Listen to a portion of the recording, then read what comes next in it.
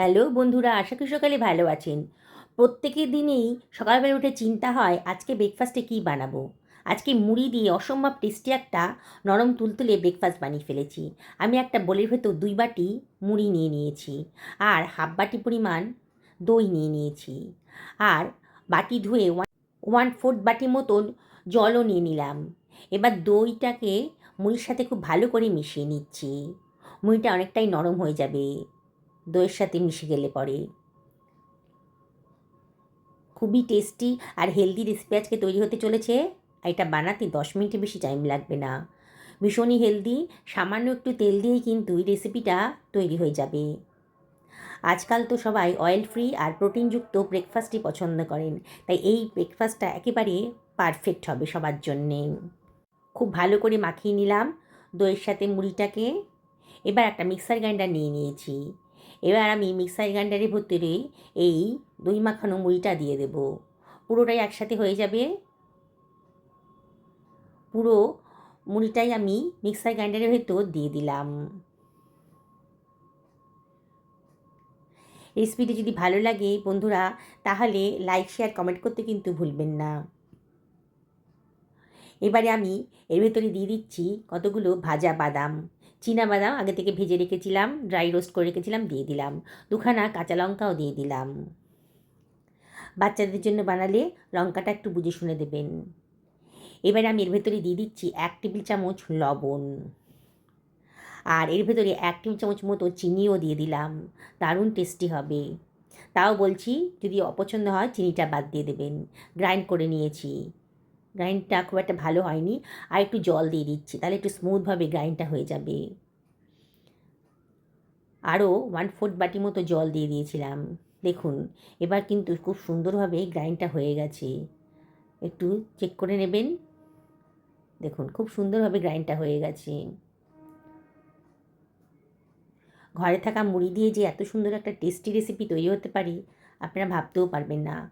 Half বাটি পরিমাণ গোবিন্দভোগ চাল আমি ঘন্টাখানেক আগেই জল দিয়ে ভিজিয়ে রেখেছিলাম। মালকে ধুয়ে পরিষ্কার করে নিয়েছিলাম, তারপরে জল দিয়ে ভিজিয়ে রেখেছিলাম। বেশ নরম হয়ে গেছে। জল ঝরিয়ে ওই গ্রাইন্ডারের ভেতরেই দিয়ে দিচ্ছি। আমি আজকে গোবিন্দভোগ চাল দিয়ে করছি, আপনারা বাড়িতে থাকা যে কোনো রান্নার চাল দিয়ে এটা বানিয়ে ফেলতে পারেন। আর সকালবেলা যদি ব্রেকফাস্টটা বানান, তাহলে রাত্রি চালটা ভিজিয়ে রাখতে পারেন, তাহলেও চালটা অনেকটা নরম হয়ে যাবে। আবারও চামচ দিয়ে সব কিছু খুব ভালো করে একটু মিশিয়ে নিচ্ছি।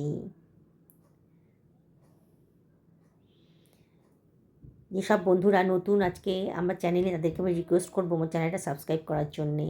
আবারও গ্রাইন্ড করে নিয়েছি। দেখুন, কত সুন্দর একটা স্মুথ পেস্ট তৈরি হয়ে গেছে। এরকমই পেস্টের দরকার ছিল। ঘরে থাকা সামান্য উপকরণ দিয়েই অসম্ভব টেস্টি রেসিপিটা আজকে তৈরি হয়ে যাচ্ছে। একটা বোলের ভেতরে মিক্সার গ্রাইন্ডার থেকে নিয়ে রেখে দিলাম। গ্রাইন্ডারটা ধুয়ে অল্প জলও দিয়ে দিলাম। দিয়ে আবারও ভালো করে মিশিয়ে নিচ্ছি। খুব ভালো করে এটাকে ফেটিয়ে নিতে হবে। একই ডাইরেকশানে ভালো করে এটাকে ফেটিয়ে নেবেন, তাহলে খুব ফ্লাপি হবে। 1 থেকে 1.5 মিনিট আমি খুবই ভালো করে এটাকে ফেটিয়ে নিলাম। একই ডাইরেকশানেই করবেন। যেসব বন্ধুরা রেসিপিটা ফেসবুক থেকে দেখছেন, তাদেরকে আমি রিকোয়েস্ট করব আমার পেজটা ফলো করার জন্যে। হয়ে গেছে, এটা আমি রেস্টে রেখে দিচ্ছি মিনিট 5-6 জন্যে। আমি 1 বাটি দই নিয়ে নিয়েছি। দইয়ের ভেতর 1/4 টেবিল চামচ লবণ দিয়ে দিলাম, আর এর ভেতরে আমি দিয়ে দিচ্ছি সামান্য একটুখানি কাশ্মীরি লঙ্কার গুঁড়ো। দেখতে ভালো লাগবে, ঝাল হবে না, কিন্তু দেখতে খুব ভালো লাগবে। এবার আমি এর ভেতরে দিয়ে দিচ্ছি হাফ টেবিল চামচ জিরের গুঁড়ো, হাফ টেবিল চামচ চাট মশলাও দিয়ে দিলাম, 2 টেবিল চামচ জলও এর ভেতরে দিয়ে দিলাম। দিয়ে সব কিছু খুব ভালো করে মিশিয়ে নেব। একটা হুইস্কের সাহায্যে সব কিছু খুব ভালো করে মিশিয়ে নিলাম। ভালো করে মেশানো হয়ে গেছে। এবার এটাকে আমি সরিয়ে রাখছি।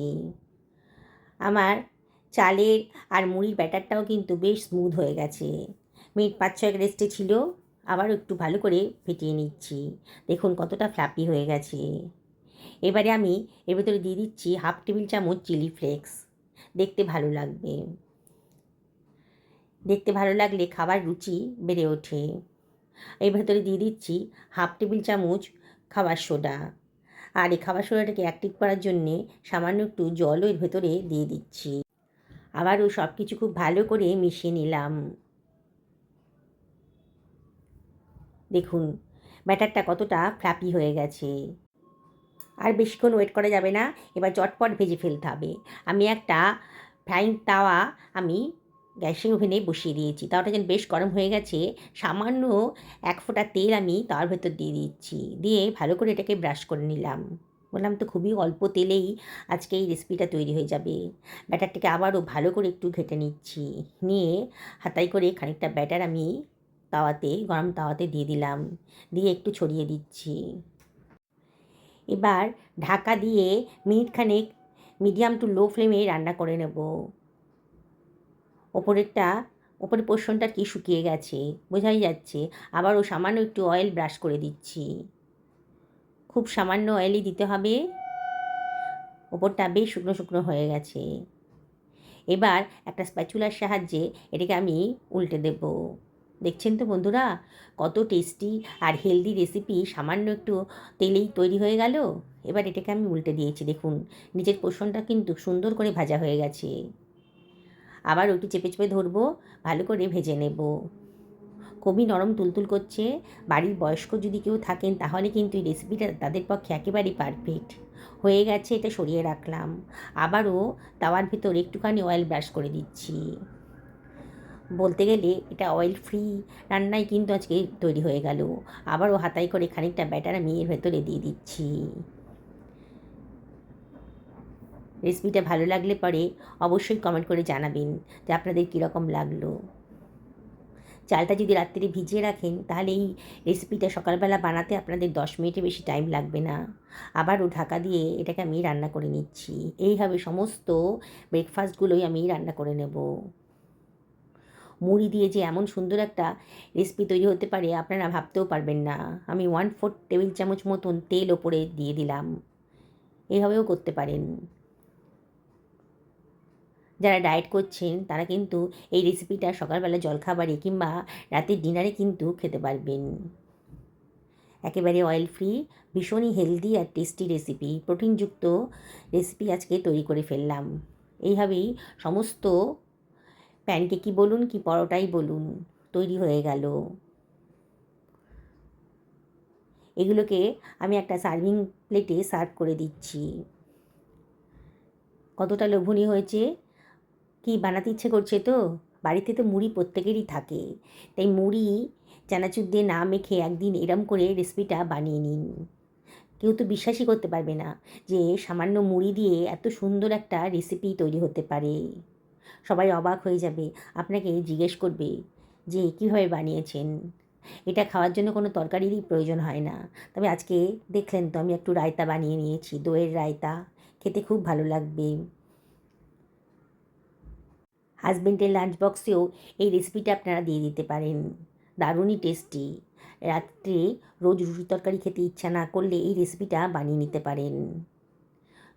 এতটাই টেস্টি না, একবার যদি বানিয়ে খান বারে বারে কিন্তু বানিয়ে খেতে ইচ্ছা করবে। এতটাই টেস্টি। আমি একটা দেখাচ্ছি আপনাদেরকে, ছিঁড়ে দেখাবো যে কতটা নরম হয়েছে। দেখুন পুরো নরম তুলতুল করছে একবারে। বাড়ির ছোট থেকে বড় সবাই খুব মজা করে খাবে। আমি আপনাদেরকে আবারও রিকোয়েস্ট করব একদিন বাড়িতে বানিয়ে ফেলুন। সুস্থ থাকুন, ভালো থাকুন, নমস্কার নেবেন।